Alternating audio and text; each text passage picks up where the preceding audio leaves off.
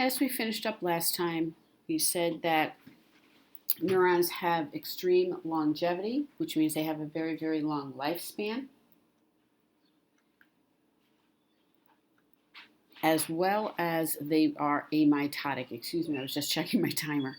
And again, these are interrelated because we know that neurons have no centrioles. Having no centrioles, it is impossible for them to go through the process of cell division.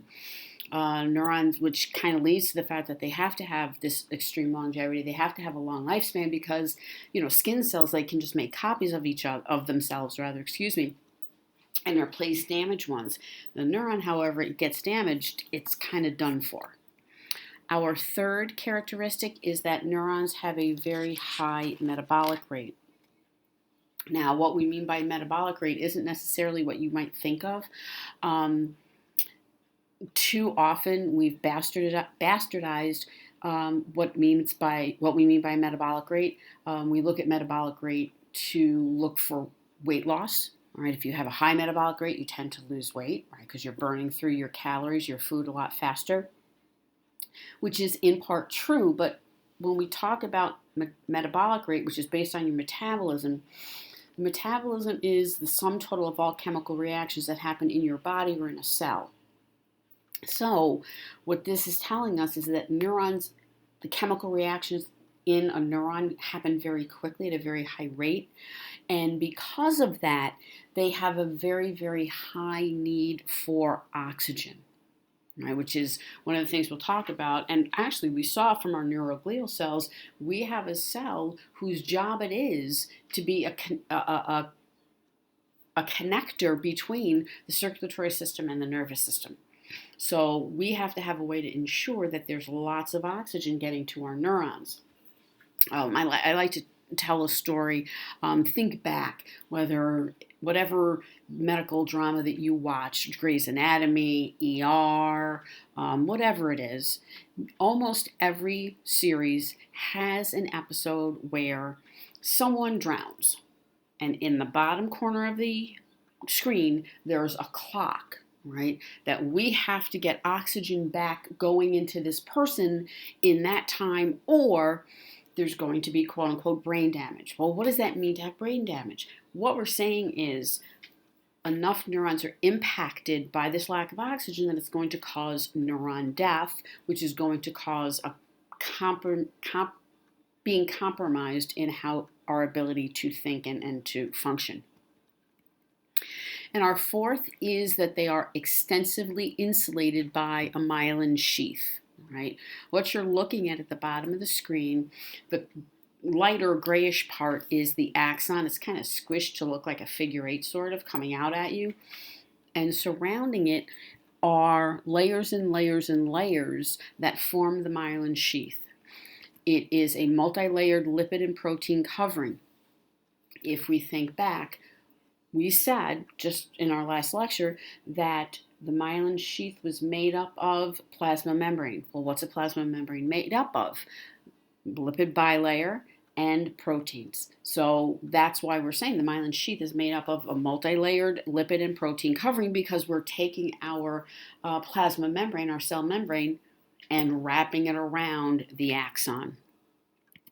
Its job is to insulate the axon, and that insulation allows there to be an increase in the speed of the nerve impulse conduction.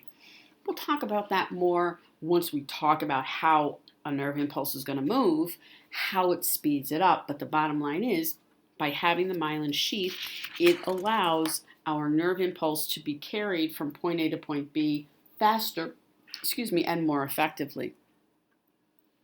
Well, how is a myelin sheath formed? Well, we know it's formed by our glial cells. We also know that it's formed by two different glial cells.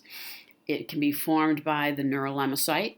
In that instance, when it's a neurolemmacyte forming the myelin sheath, one cell surrounds one axon, and it is found in the peripheral nervous system. The oligodendrocyte, one cell surrounds axons of many neurons, and we're going to find that in the central nervous system.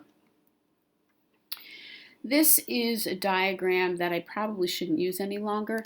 The blue kind of blobby guys, those are the Schwann cells or the neurolemmacyte. That's going to be where our myelin sheath is, right? And they're lined up one next to the other along the length of the axon. That's also the case for an oligodendrocyte. Neurolemmacytes are going to produce the myelin sheath in the peripheral nervous system. This begins in fetal development inside of the mom's uterus, and it continues throughout the first year. If you've had a child, if you have a niece or a nephew, or you hang out with little ones, this is going to make sense to you, okay? We have to remember the point of the myelin sheath is to allow nerve impulses to travel more quickly. Well, if you've got a little one, 6 months old, they can kind of sit up, and you toss them a ball, like not a hard ball, not a baseball, but like a little fluffy ball, and their hands go out to grab it, and then it plunks them in the forehead, and then their hands close around the ball to catch it. And you think, man, my kid's uncoordinated. What's going on? Well, not really, not necessarily. Maybe they are, but maybe not. The issue is the myelin sheath hasn't completely formed, so it takes a little bit longer for the impulse to get to where it needs to be, from the brain to the hands, for the hands to move to catch the ball. So that is partly why little children under the age of 1 tend to be quite uncoordinated, in addition to lack of muscle tone, but it also is part of this slower transmission of nerve impulse. The whole cell is going to wrap around the axon when we talk about a neurolemmacyte. When the myelin sheath is completely formed for one cell, there's going to be up to 100 layers of membrane, because we're wrapping it around and around and around. Best way I can describe this to you is to think of one of those long, skinny balloons that people use to make balloon animals, okay? And have your finger be the axon. Have the balloon flown up, but not stiff, and push the air towards one end of the balloon and wrap the balloon around your finger. Right? You keep wrapping it. You're going to end up with many, many layers of balloon stuck around your finger. Each layer of balloon represents a layer of plasma membrane, and you wrap that around enough, you can have up to 100 layers of membrane. You're also going to end up with the cell, quote unquote, the rest of the balloon with the air in it wrapped around the outside of your finger. That's going to represent the neurolemma, or the sheath of Schwann. That is where the majority of the cell is going to be. That's where the cytoplasm is going to be. That's where the nucleus of the cell is going to be, on the outside. So closest to the axon, we're just going to have layers upon layers of plasma membrane. If we look at the top left diagram, we have the axon in gray and the Schwann cell kind of in a pinkish reddish color. The darker color is the plasma membrane, and you'll see as we wrap it around clockwise, you're having darker red closer to the axon. That's representing those layers and layers of plasma membrane. If you look at the third diagram, that kind of paler red color, that's the cytoplasm, that's that neurolemma. If you look below, you can see, if you look very carefully, that there's layers. You can see grooves. I always tell students it looks like grooves on a record. I can actually start to use that again because hipsters love record albums again. All right, so it's kind of cool. But if you look, you can see layers upon layers of myelin sheath. That's that plasma membrane wrapped around the axon. We note that the myelin sheath doesn't continuously cover the whole axon. If you look in this diagram, you're going to see gaps of yellow in between, kind of little marshmallowy looking myelin sheaths. Those gaps are the nodes of Ranvier, or also called neurofibril nodes, because adjacent neurolemmacytes do not come in contact. It's not like a sleeve of plastic on a wire. They're chunked one right next to another with a small gap in between. They're separated by gaps. These gaps are the nodes of Ranvier, or the neurofibril nodes.